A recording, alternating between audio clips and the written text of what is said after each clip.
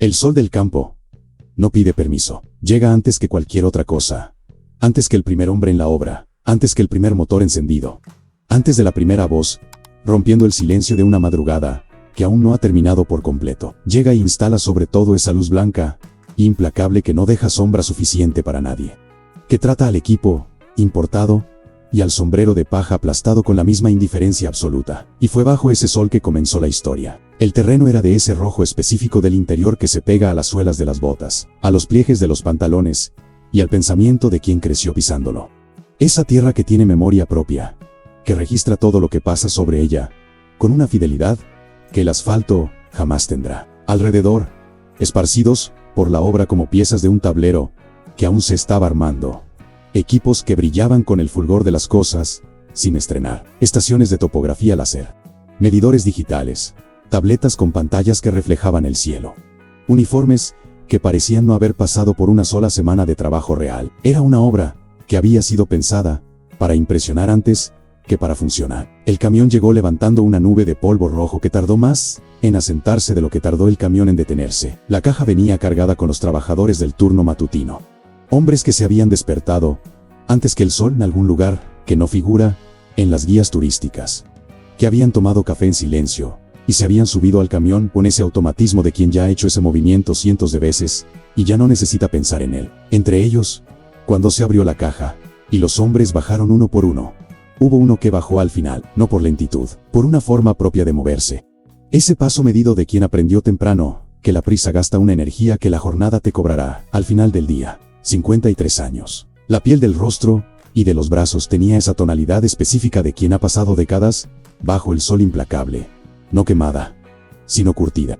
El tipo de piel que es en sí misma un registro del tiempo y del trabajo. El sombrero de paja estaba abollado de un lado. Con esa deformación que ocurre, un objeto se guarda y se saca, y se guarda y se saca muchísimas veces a lo largo de muchos años. Y que en ese punto ha dejado de ser un daño para convertirse en su forma definitiva. La camisa a cuadros rojos y negros estaba gastada en las mangas y en el cuello. El pantalón de mezclilla había pasado por tantas lavadas que había encontrado su propio tono de azul, más claro que el que cualquier fabricante elegiría, y amarrada en un trapo de cocina cuidadosamente doblado, sostenida por el asa con un solo dedo, llevaba una lonchera de aluminio. Don Jerónimo bajó del camión, se quedó de pie un segundo, mirando la obra, con esa atención de llegada que precede a cualquier otra cosa. Esa lectura rápida del ambiente que todo maestro de obras experimentado hace en automático, registrando lo que está en su lugar, lo que está fuera de lugar, y lo que aún no está en ningún lado, pero debería estarlo. Miró los equipos láser, miró el terreno, miró el ángulo del sol y la dirección de la sombra que proyectaba la única caseta de madera de la obra. Después se acomodó el sombrero recto en la cabeza y se fue a trabajar. Para entender por completo quién era don Jerónimo, es necesario entender de dónde venía, no geográficamente, no solamente, sino en esa otra dimensión del lugar de donde provienen las personas.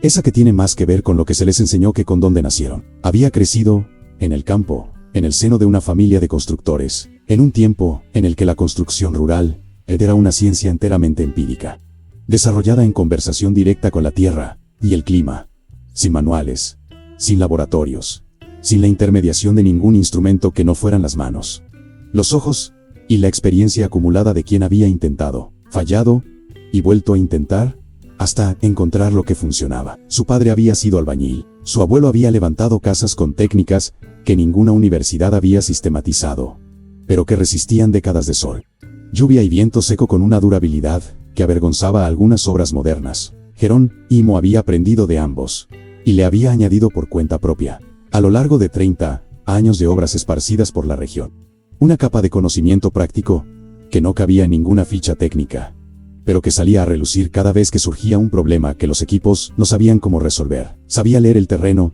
por el comportamiento de la tierra bajo sus pies. Sabía predecir la lluvia por el comportamiento del viento 2 días antes.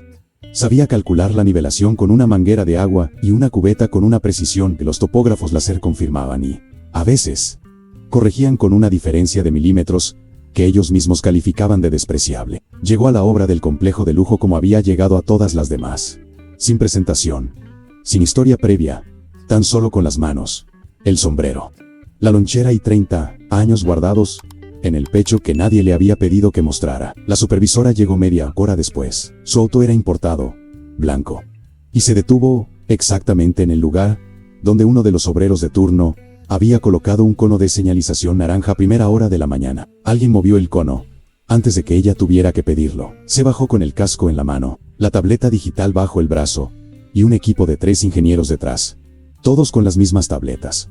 Todos con los mismos uniformes impecables que parecían confirmarse mutuamente que estaban en el lugar correcto. 34 años. Graduada de una universidad de prestigio con mención honorífica.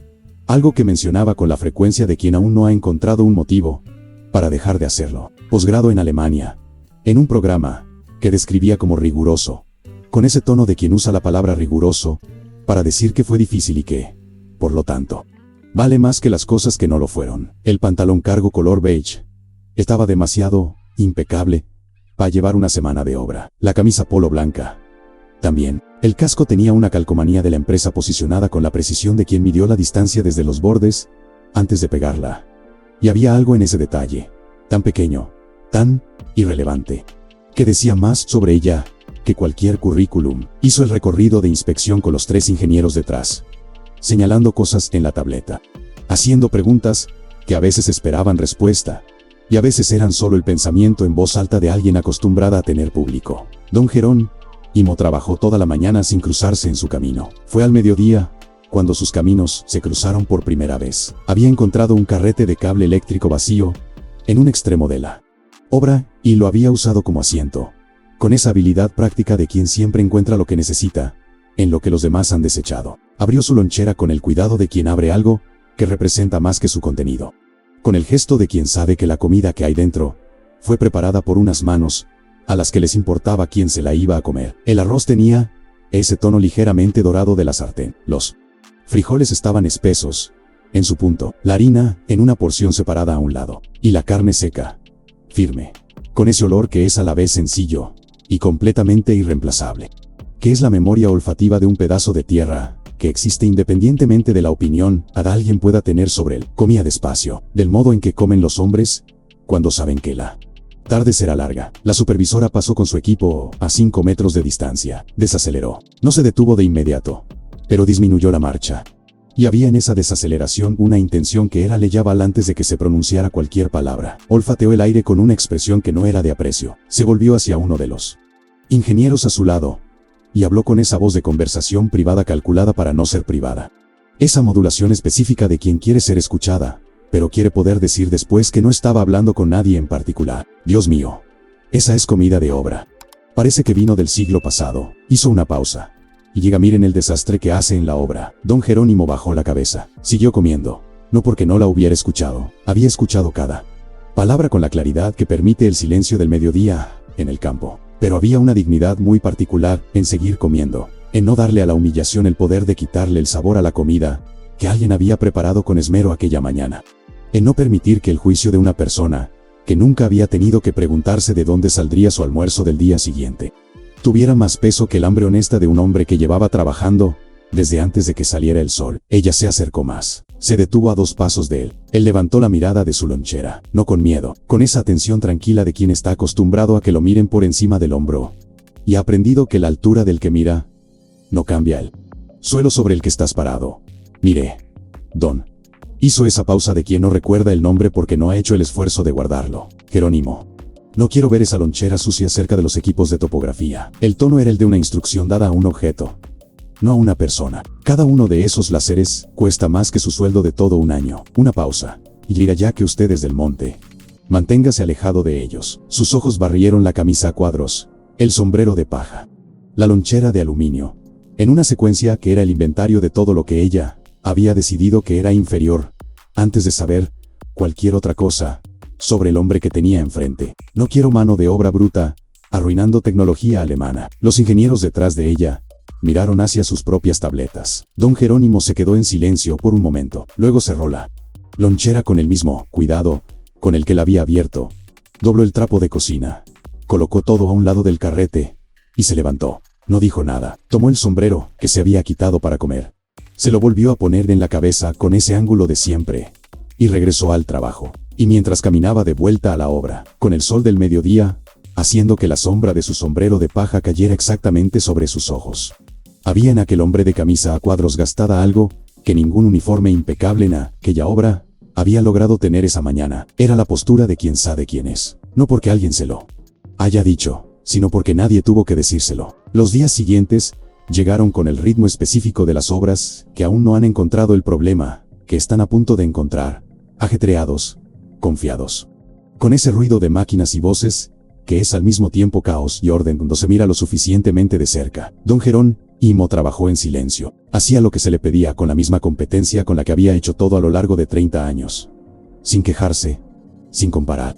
Con esa disposición de quien entiende que el trabajo tiene valor propio, independientemente de quién esté mirando, o de lo que se diga sobre quién lo realiza. Pero sus ojos no paraban nunca. Eran ojos que habían aprendido a trabajar separados de las manos, que podían estar cargando material, un extremo de la obra, mientras leían el terreno en el otro, que registraban información con una constancia que ninguna tableta podía sustituir, porque la tableta necesitaba ser apuntada en la dirección correcta, y los ojos de don Jerónimo cubrían todo al mismo tiempo. Fue al tercer día cuando lo vio. Los técnicos estaban posicionando los receptores de GNSS para el marcaje del terreno. Esos equipos GPS de alta precisión que costaban lo suficiente como para que su precio fuera mencionado cada vez que alguien pasaba cerca de ellos. Eran 3 bases distribuidas en forma de triángulo por el terreno, cada una sobre un trípode, cada una requiriendo un suelo firme y estable para que las lecturas tuvieran la precisión que la tecnología prometía. 2 de las bases estaban bien posicionadas. La tercera estaba en un tramo que don Jerónimo reconoció antes de llegar a 2 metros de distancia. Era el tipo de suelo que el campo te enseña a identificar desde lejos. Una combinación de coloración, de textura superficial, de la manera en que el polvo se asentaba diferente allí en comparación con el metro de al lado. Señales que no estaban en ningún manual de geología, pero que estaban en 30 años de sentir el terreno bajo los pies. Era grava suelta, una capa superficial, parecía firme pero que escondía una composición que cedía bajo carga, que se movía con la vibración, que respondía al viento en una frecuencia que el ojo humano no captaba, pero que el equipo de precisión milimétrica sin duda iba a registrar como un error. Se acercó a la supervisora, con el sombrero en la mano, con el mismo respeto de siempre, con la voz baja de quien no busca público, sino resultados. Doctora, señaló discretamente hacia la base del tercer trípode. Esa base de ahí está en un terreno que va a ceder con el viento. Ustedes deberían clavar un pilote de madera primero, de unos 40 centímetros, para darle anclaje. El láser se va a desalinear. La supervisora estaba mirando su tableta digital. Siguió mirándola. La pausa fue de 4 segundos. El tipo de pausa que no es para pensar, sino para señalar que la respuesta que viene a continuación ya estaba lista antes de la pregunta. Usted entiende de georreferenciación. Todavía no había levantado la vista. Esto es tecnología satelital. Jerónimo ahora sí levantó la vista, con esa expresión de quien le está explicando algo elemental a alguien que se quedó fuera de una larga conversación. No es cálculo a ojo de buen cubero. El sistema es autocalibrable. Una pausa.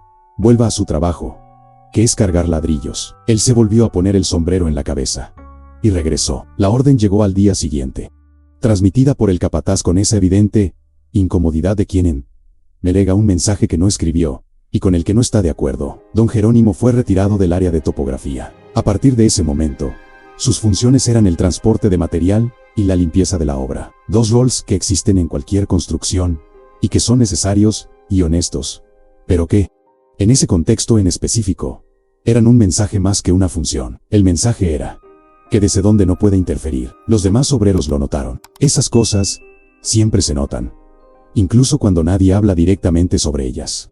Porque las obras son comunidades pequeñas, donde la posición de cada persona en el espacio comunica, tanto como cualquier conversación. Algunos cuchicheaban, algunos se reían con esa ligereza incómoda de quien no quiere ser excluido, y elige el camino más fácil, que es reírse junto con quien tiene el poder de excluir. Otros se quedaban en silencio con la mirada baja, que es otra forma de tomar la misma decisión. Don Jerónimo cargaba ladrillos y barría la obra, y observaba. Esa noche, en el pequeño cuarto alquilado donde vivía, que solo tenía una cama, una mesa, un armario y una ventana que daba a un muro, sacó un cuaderno viejo del bolsillo lateral de su mochila. Era un cuaderno de actas, con esas hojas rayadas que se vuelven amarillentas con el tiempo, lleno de anotaciones en las letras grandes de quien aprendió a escribir tarde y nunca se disculpó por ello. Lo abrió en una página en blanco Y empezó a dibujar, no con regla, no con compás, sino con esa precisión que la mano desarrolla cuando lo que se está dibujando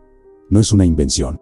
Es un recuerdo, triángulos, ángulos, las relaciones entre los puntos de referencia, un terreno irregular, la forma en que una desalineación en una base se propaga por todo el sistema de medición, la cantidad de error acumulado que una diferencia de milímetros en la cimentación de un trípode producía a lo largo de 100 metros de marcación. No había estudiado topografía, había trabajado durante décadas en terrenos que necesitaban ser nivelados, sin equipos láser. Había usado nivel de manguera, plomada y su propio ojo, calibrado por años de práctica, para hacer mediciones que los ingenieros luego confirmaban con sus costosos instrumentos. Había aprendido, en ese proceso, que los principios que ejecutan los equipos son los mismos que existen en la física del terreno, y que quien conoce la física del terreno entiende los equipos incluso sin haber leído el manual. En la pared de la habitación, pegada con una cinta que se había vuelto amarilla en los bordes, había una fotografía, un edificio sencillo, de 2 pisos,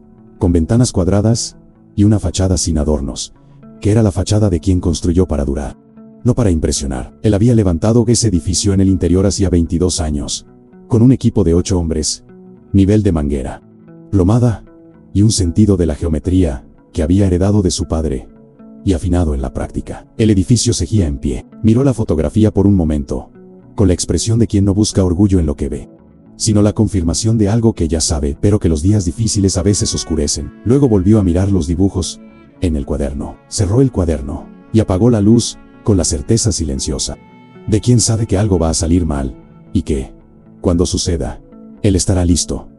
No porque planeó estarlo, sino porque es el tipo de hombre que no sabe ser de otra manera. La reunión fue convocada para primera hora de la mañana siguiente. Todo el personal de la obra fue llamado al área central, debajo de una lona que había sido instalada la semana anterior como espacio de información. Eran unas 50 personas en total, obreros, técnicos, capataces, todos con casco. Algunos todavía con su lonchera en la mano, porque el llamado había llegado antes de que terminara el desayuno. La supervisora estaba al frente con su tableta y un proyector portátil conectado a ella, que mostraba gráficos y rendes del complejo, con esa calidad visual que trata más de convencer que de informar. Habló de modernización, de tecnología de punta, de los valores agregados del proyecto. Usó palabras en inglés que ella misma tradujo, no porque la audiencia necesitara la traducción, sino porque la cita en inglés tenía una función que la palabra en español no cumplía. Y entonces, en medio de su discurso, hizo una pausa. Miró al grupo. Quiero hacer un agradecimiento especial. Su voz tenía ese tono de quien está siendo generoso en público. El tipo de generosidad que no cuesta nada porque se construye sobre el menosprecio del otro. A nuestro amigo del campo, don Jerónimo, que tuvo la bondad de intentar darnos unos consejos estos días. Algunas personas buscaron a don Jerónimo con la mirada. Él estaba en la segunda fila, con el sombrero en la mano, con la expresión de quien aún no sabe por completo lo que se avecina, pero siente el peso de ello antes de que llegue. Puede levantarse. Jerónimo no era una petición. Él se levantó. 50 pares de ojos. El sol de la mañana aún bajo, colándose por la abertura lateral de la lona y creando una luz que iluminaba el polvo suspendido en el aire con esa crueldad específica de la luz que no elige que revela. Aquí nosotros usamos la ciencia. Habló hacia el grupo, no hacia él, usándolo como ejemplo mientras les hablaba a los demás. ¿Qué es la forma más eficiente de humillar a alguien porque despoja a la víctima hasta de su estatus de interlocutor? No necesitamos las suposiciones de alguien que no sabe leer un gráfico. Una pausa calculada. El trabajo pesado es para quien no tiene estudios. La risa que siguió fue incómoda. Esa risa que no es alegría, es nerviosismo.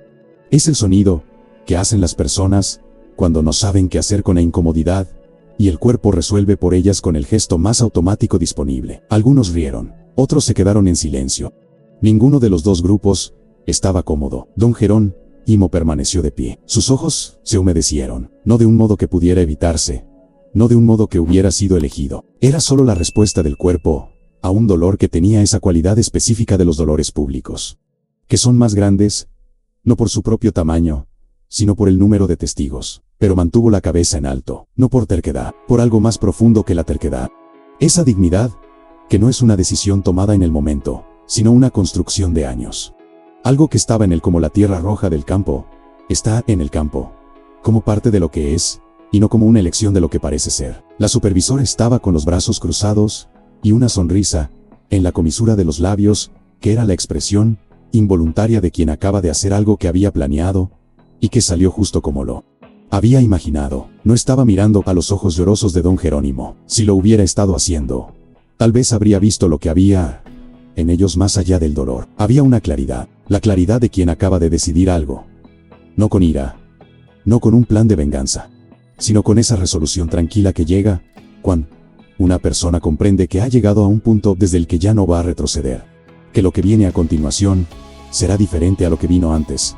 No porque alguien cambió las reglas, sino porque él mismo ha cambiado su forma de jugar. Es difícil creer que alguien pueda ser tan cruel, ¿verdad? Que en medio de una obra, frente a 50 personas, una profesional, con todos los títulos del mundo, elija usar esos títulos, no para construir, sino para hacer menos a un hombre que solo había intentado ayudar. Si tú también sientes indignación ante esta injusticia, deja tu like ahora mismo, para demostrar que estás del lado de don Jerónimo. Se volvió a poner el sombrero en la cabeza, se sentó, y permaneció en silencio por el resto de la reunión, con esa quietud de quien está guardando su energía para el momento en que verdaderamente sea necesaria. Ese momento estaba por llegar, y el terreno de grava suelta, donde estaba clavado el trípode de GNSS, estaba a punto de llegar con él. El día del marcaje definitivo había sido preparado con el esmero de quien sabe que está siendo evaluado. La lona informativa había sido retirada y sustituida por una zona demarcada con cintas nuevas.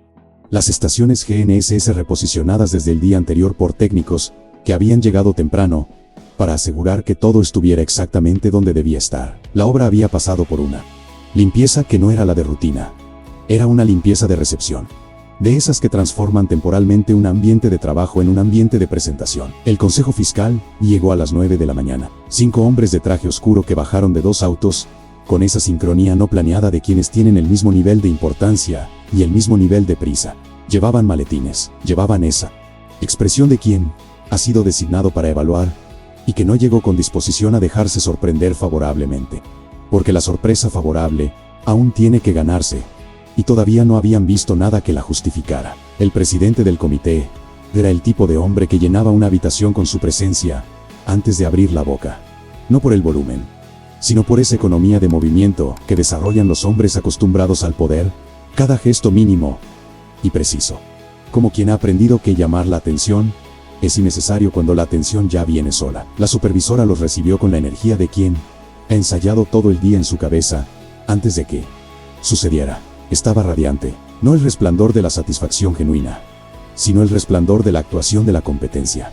Ese brillo específico de quienes está presentando su trabajo, a quienes decidirán si el trabajo continúa. La tableta digital estaba en la mano correcta. Su cabello estaba arreglado de una manera que decía que había sido pensado, sin parecer que había sido pensado. El casco con la calcomanía de la empresa estaba colocado con la misma precisión de siempre. Condujo al grupo por el área de marcación con la fluidez de quien ha recorrido ese trayecto mentalmente decenas de veces antes de recorrerlo físicamente. Explicó el sistema GNSS con la articulación de quien ha transformado el conocimiento técnico en una narrativa accesible para no especialistas.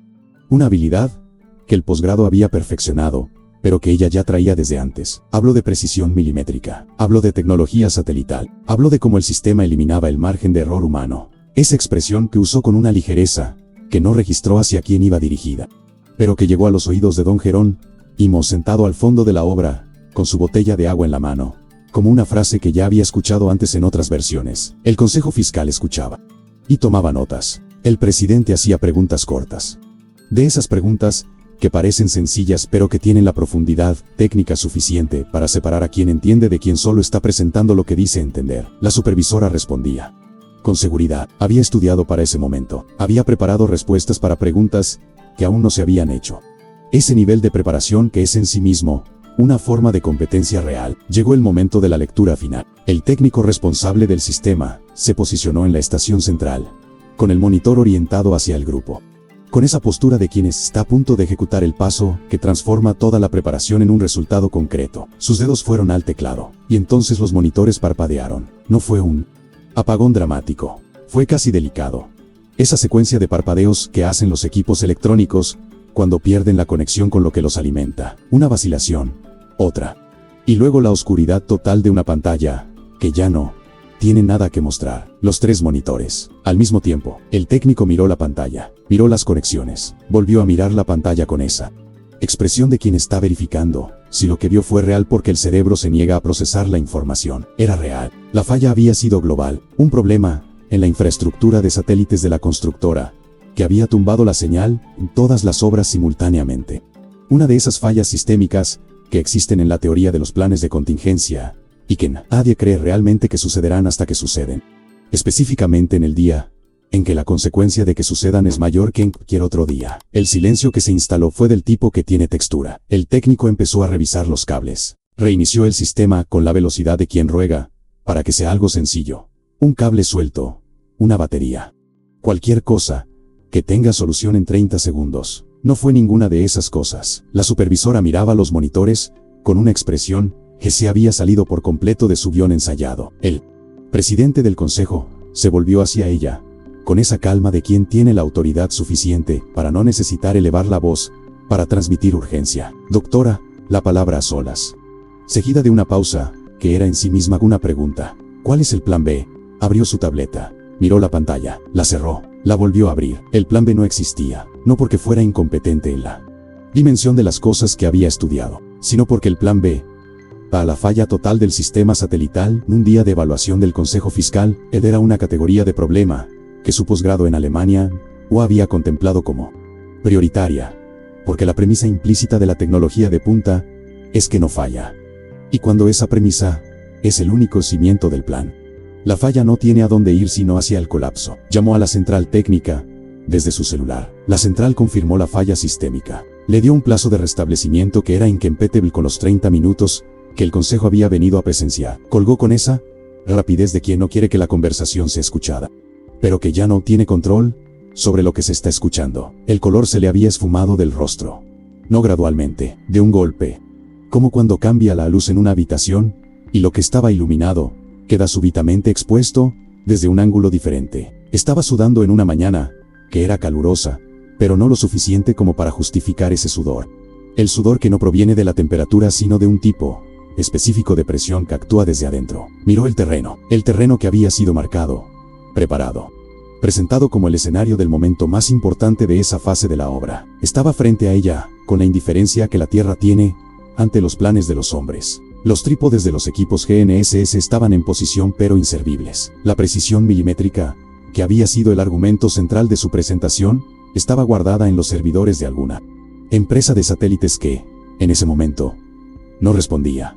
Y ella no sabía hacer nivelación manual, no porque no fuera inteligente, porque nunca había necesitado saber. La trayectoria que había construido de su universidad a su posgrado en Alemania, y a las obras con equipos de última generación, había sido una en la que el conocimiento empírico del terreno siempre había sido sustituido por la tecnología antes de volverse necesario. Había construido una competencia real sobre una premisa que nunca se había puesto a prueba. La premisa se estaba poniendo a prueba. Ahora, en el fondo de la obra, sentado en un bloque de concreto, con su botella de plástico en la mano, don Jerónimo observaba. Había llegado a trabajar esa mañana como llegaba a todas las demás, con el sombrero en el ángulo correcto, y su lonchera amarrada en su trapo de cocina. Había hecho lo que se le había asignado. Había cargado lo que le habían pedido que cargara. Había barrido lo que le habían pedido que barriera. Había observado la llegada del consejo, con la atención de quien no estaba en el centro de la escena, pero que registraba todo lo que ocurría en ella. Había observado los monitores parpadear. Había observado al técnico revisando los cables. Había observado el rostro de la supervisora perder el color. Y ahora observaba, con la botella de agua a medio camino de su boca, con esa expresión que no era de satisfacción ante la dificultad del otro. No era eso. Era algo más complejo. Era la expresión de quien está viendo cómo una situación se organiza de una forma que reconoce, que sabe cómo resolver, pero que aún está esperando el momento adecuado porque ese momento aún no ha llegado. No se ofreció. La supervisora lo vio. Fue una fracción de segundo. Ese instante en el que sus ojos barrieron la obra, en busca de algo, y lo encontraron a él, sentado, tranquilo, con la botella en la mano, y esa presencia que era exactamente lo opuesto a la desesperación que se había apoderado del espacio a su alrededor. Se quedó mirándolo por un segundo. Hubo algo en ese segundo que fue más que reconocimiento. Fue el inicio de una pregunta, el inicio de un gesto hacia algo que su arrogancia había clasificado como innecesario días atrás, Pero la arrogancia no desaparece de un día para otro. Tiene raíces. Desvió la mirada. Volvió a su celular. Intentó otra llamada. Intentó contactar al soporte técnico del fabricante del equipo con esa urgencia de quien aún espera que la tecnología resuelva el problema que la misma tecnología creó. El presidente del Consejo Fiscal se acercó, no con prisa, con esa lentitud deliberada de quien está señalizando que la paciencia tiene un límite que fue calculado antes de ser comunicado. Doctora, su voz era baja, pero tenía una cualidad que llenaba el espacio sin necesidad de subir el volumen. Tenemos 30 minutos. No tenemos 30 minutos y algo más. Tenemos exactamente 30 minutos. Una pausa que pesaba más que cualquier frase. Si la marcación no se concluye en ese plazo, la responsabilidad técnica de esta obra será revisada formalmente, con todas las consecuencias que eso implica. Regresó con el grupo de consejeros. La supervisora se quedó parada en el centro de la obra con el celular en la mano, los monitores apagados de los equipos GNSS al fondo y el terreno vacío frente a ella, con 28 minutos ahora. Y sin ningún instrumento funcionando que supiera usar sin un satélite. El viento sopló a través de la obra, levantando una pequeña nube de polvo rojo que fue en dirección al tercer trípode. El trípode que estaba en el tramo de grava suelta, que don Jerónimo había señalado días atrás. El trípode se tambaleó levemente. Don Jerónimo se levantó, no porque alguien lo hubiera llamado. No, porque le hubieran dado permiso. Hay un momento en el que la necesidad se vuelve mayor que cualquier jerarquía establecida por un diploma o por un cargo. Y él había reconocido ese momento con la misma claridad con la que reconocía la grava suelta bajo sus pies o la lluvia 2 días antes de que llegara. Fue hacia la esquina de la obra donde guardaba sus cosas. No era mucho. Una botella de agua que había guardado en la mañana. 2 botellas vacías que había recogido del suelo en los días anteriores, con ese hábito de quien fue criado en un lugar donde nada que sea útil se desecha. Una manguera de plástico transparente, delgada, de unos 50 metros enrollada, que le había pedido al bodejero la primera semana, diciéndole que podía necesitarla, y que el bodejero le había entregado, sin hacer preguntas porque era una manguera barata, y la petición era sencilla, y su navaja, siempre la navaja, en el bolsillo derecho de su pantalón de mezclilla.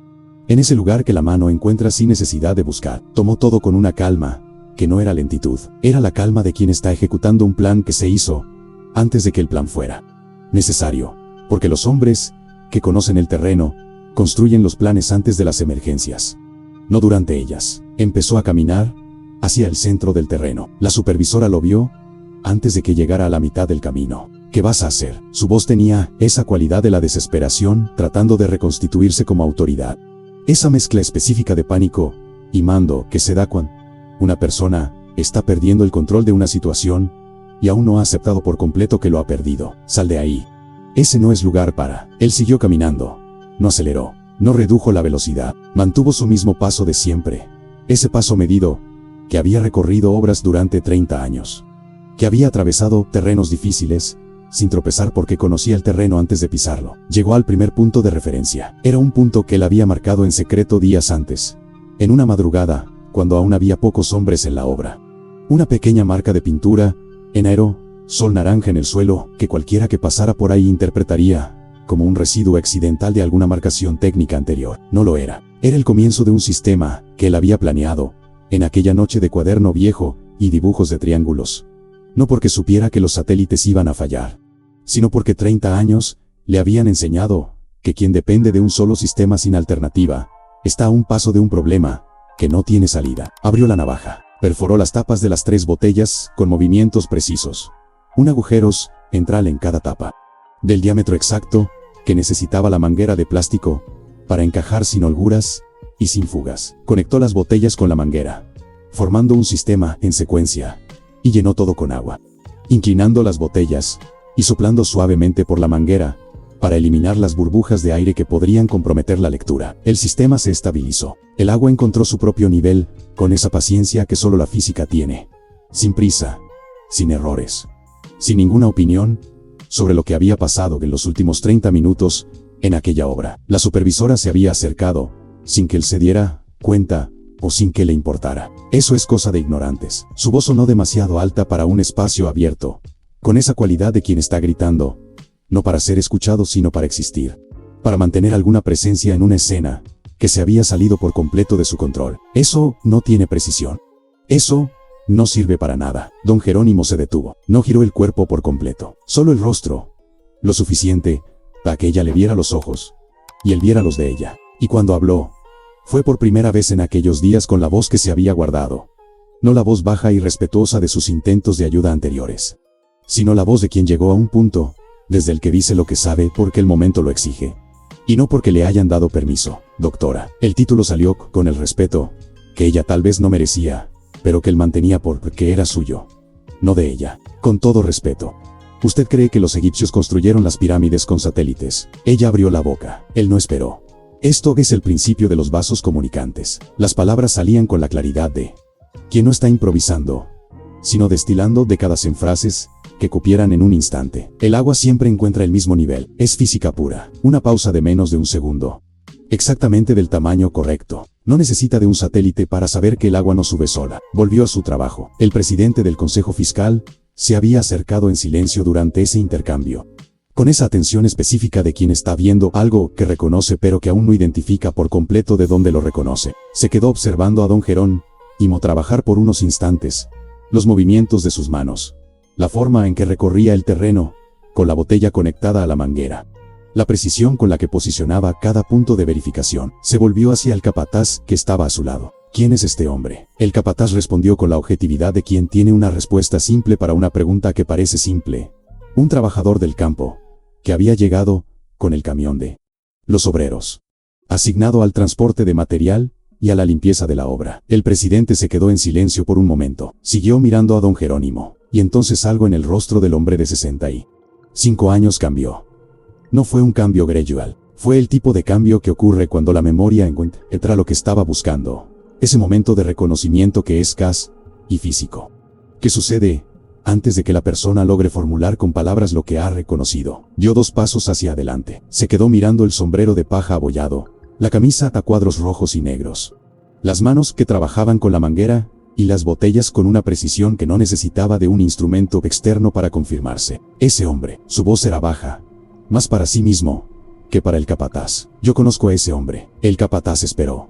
Hace 30 años. El presidente habló despacio, como quien reconstruye una escena mientras la narra. Yo era ingeniero junior en una inspección en el interior. Fuimos a evaluar una obra en el municipio. Una pausa. El edificio del Palacio de Justicia. Una construcción que se había hecho con la mitad del presupuesto necesario, por un equipo de 8 hombres, en un terreno irregular, sin equipo de precisión. El capataz no dijo nada. Cuando llegamos a inspeccionar, el margen de error estructural estaba dentro de los parámetros de una obra con equipo completo. El equipo de ingenieros no lograba entender cómo. Giró el rostro hacia el capataz. El maestro de obras era ese hombre. Don Jerónimo estaba a 20 metros de distancia, de espaldas a ellos, moviendo la botella con la manguera por el terreno, con esa concentración total de quien está realizando un trabajo que exige toda su atención y que la tiene. Él no es un peón. El presidente habló con una firmeza que no estaba dirigida al capataz. Estaba dirigida a la situación entera, a aquella obra, a aquellos días, a lo que se le había hecho a un hombre que había construido un palacio de justicia con física pura y un sombrero de paja. Él está graduado de la vida, que es la única formación que este terreno está exigiendo ahora mismo. 15 minutos. Fue el tiempo que le tomó a don Jerónimo concluir la nivelación completa del terreno. 15 minutos de movimiento continuo y preciso, marcando cada punto de la cimentación con estacas y pintura en aerosol naranja, creando un mapa físico del terreno con una regularidad que el agua volvía innegociable. Porque el agua no tenía ego, no tenía plazos, no tenía una carrera que defender.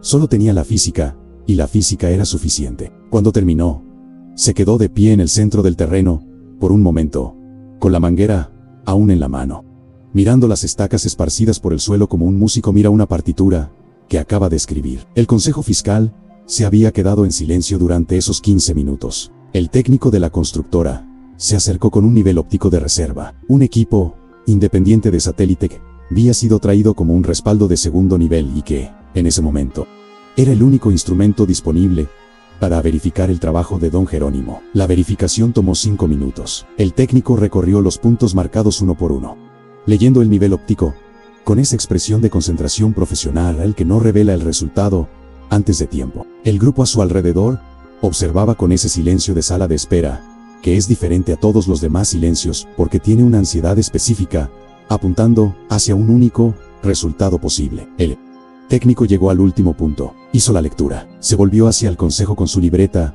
en la mano. 2 milímetros. Su voz era neutral, pero había en ella algo que era imposible neutralizar por completo. Un margen de error de 2 milímetros en todo el perímetro. El presidente del consejo miró la libreta, miró el terreno marcado con las estacas naranjas, miró a don Jerónimo, que había dejado la manguera en el suelo con cuidado y estaba vaciando las botellas con su habitual economía de movimientos. 2 milímetros. El presidente repitió la información como quien confirma haber escuchado bien. El sistema satelital que falló esta mañana tenía una especificación de precisión de 3 milímetros. El silencio que siguió fue el silencio de las cuentas cuadrando. La supervisora estaba parada unos metros, con los brazos, que antes habían estado cruzados con autoridad, ahora simplemente colgando a los lados de su cuerpo. Con esa postura de quien perdió el hilo que mantenía su posición, y aún no ha encontrado otro. El pantalón de vestir, la tableta digital, el casco con la calcomanía de la empresa, todos los elementos del personaje que había construido, estaban presentes, y al mismo tiempo, resultaban completamente insuficientes para el momento que estaba ocurriendo. Don Jerónimo fue a devolver la manguera al rincón de la obra. Pasó por su lado sin mirarla, no por desprecio, porque había terminado el trabajo, y el trabajo era lo que importaba. Siempre había sido lo que importaba. Y no había nada más en ese terreno que necesitara su atención en ese momento. El presidente del consejo lo acompañó con la mirada hasta que volvió a sentarse en el bloque de concreto y tomó su botella de agua. Luego se volvió hacia la supervisora con esa calma que era más pesada que cualquier grito. Vamos a tener una plática sobre la responsabilidad técnica. Y llega el sol del campo, siguió golpeándolo todo con la misma indiferencia de siempre. Tanto al equipo importado como al sombrero de paja abollado, a la tableta digital y a la manguera de plástico transparente. Sin ninguna opinión sobre lo que había pasado, simplemente presente. Como lo había estado desde antes de que el primer hombre llegara a la obra, y como lo estaría después de que el último se fuera. El presidente del consejo fiscal no fue directamente hacia la supervisora. Se quedó quieto un momento después de que el técnico me regara los números, mirando el terreno marcado con las estacas naranjas de don Jerónimo, con esa expresión de quien está organizando lo que va a decir antes de decirlo.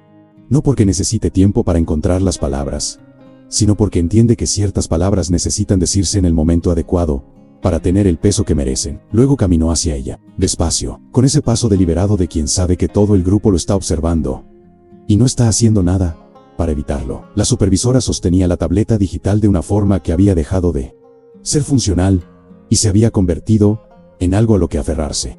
Esa necesidad humana de tener un objeto entre los brazos cuando el cuerpo ya no sabe dónde poner las manos. El presidente se detuvo a 1 metro de distancia. No levantó la voz. Nunca había necesitado levantar la voz para ser escuchado. Y esa capacidad de hablar bajo y ser escuchado en voz alta era en sí misma una forma de autoridad que había construido en décadas de práctica. Doctora. El título venía con un peso diferente al que ella le había dado durante toda esa semana. Usted llamó a este hombre ignorante. No señaló a don Jerónimo. No fue necesario. Todos sabían a quién se refería. Usted le prohibió tocar los equipos. Usted dijo, frente a todos los empleados de esta obra, que el trabajo pesado es para quien no tiene estudios. Una pausa que duró el tiempo exacto para que cada persona en la obra reviviera aquella reunión matutina. Hoy él ha salvado su carrera. El presidente miró hacia el terreno marcado. Y Liga ha salvado esta obra. Volvió a mirarla con esa expresión definitiva de quien no está preguntando. Está concluyendo. ¿Cree usted que la tecnología alemana vale más que la sabiduría de quienes construyeron este país con sus propias manos? La respuesta no llegó. No porque ella hubiera elegido no responder, sino porque hay preguntas que no tienen respuesta en el momento en que se hacen, que necesitan tiempo, soledad y un espejo honesto que solo aparece más tarde, cuando ya nadie más está mirando. El presidente se volvió hacia los demás miembros del consejo. La conversación que siguió fue breve, técnica, con esa objetividad de las decisiones que ya se habían tomado antes de la reunión, y que la reunión solo se limitó a formalizar. La constructora sería notificada formalmente. La estructura de gestión de la obra sería revisada, y dentro de esa revisión, el cargo de supervisión técnica de campo, el que había sido el centro de toda aquella semana, pasaría por una reevaluación. La supervisora fue retirada de la gestión antes de que terminara la tarde. No la despidieron, la relegaron a una función administrativa,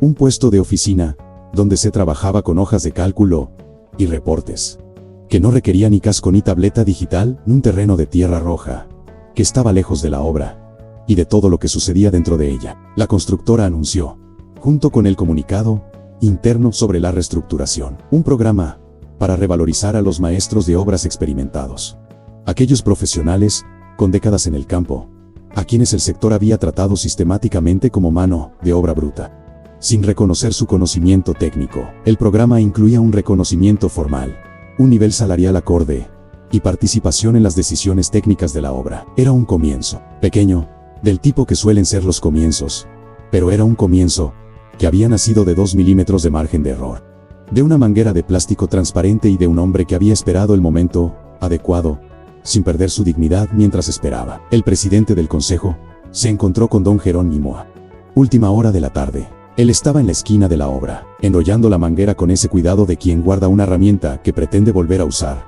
doblez por doblez.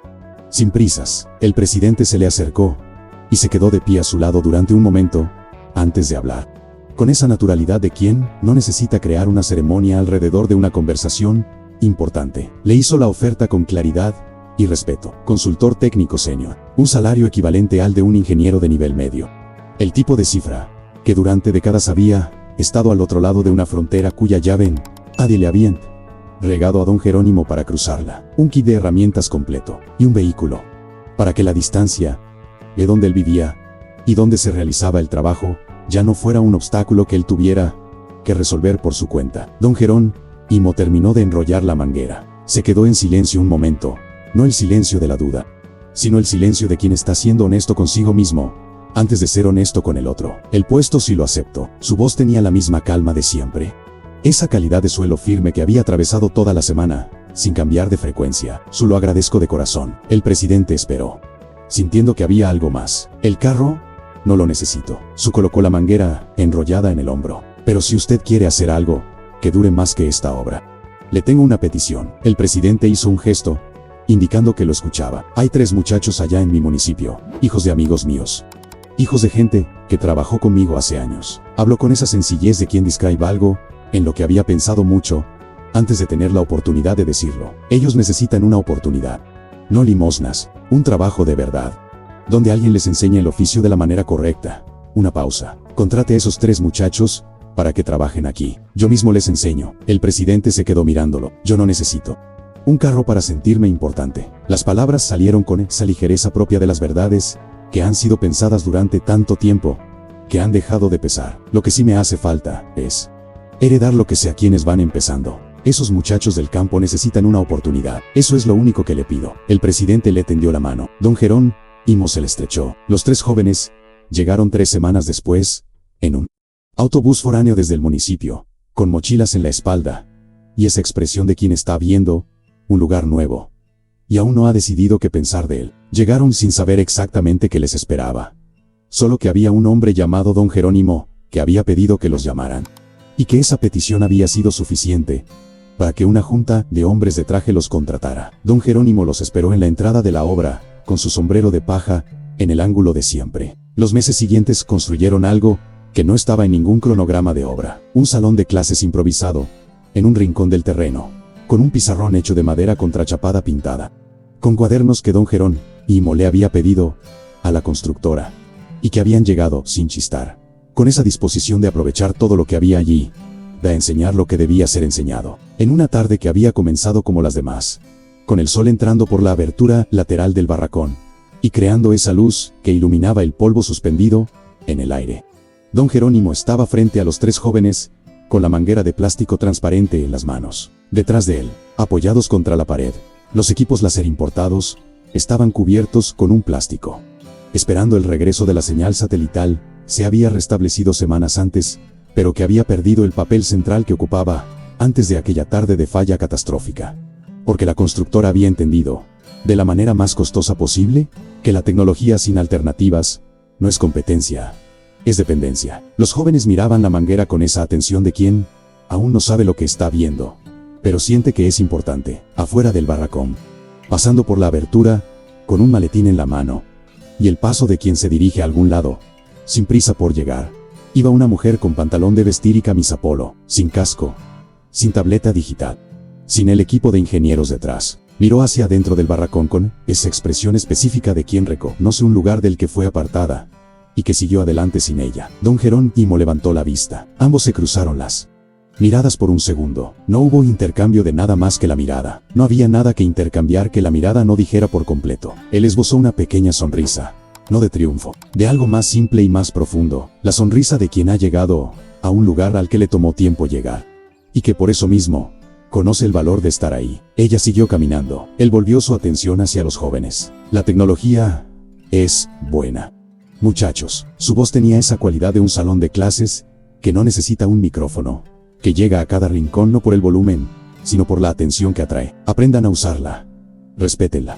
Les va a ayudar mucho. Levantó ligeramente la manguera. Pero el agua nunca miente. Recuérdenlo. Los jóvenes miraban la manguera, y el sol del campo seguía entrando por la abertura del barracón con la misma indiferencia de siempre, golpeando la madera pintada de negro, los cuadernos nuevos y las manos jóvenes que estaban aprendiendo lo que 30 años de tierra roja habían puesto en las manos de un hombre de sombrero de paja abollado, que había llegado en un camión con su lonchera amarrada en un trapo de cocina. Ahora yo te pregunto, ¿crees que la sabiduría práctica de quien viene del campo vale más que un título universitario?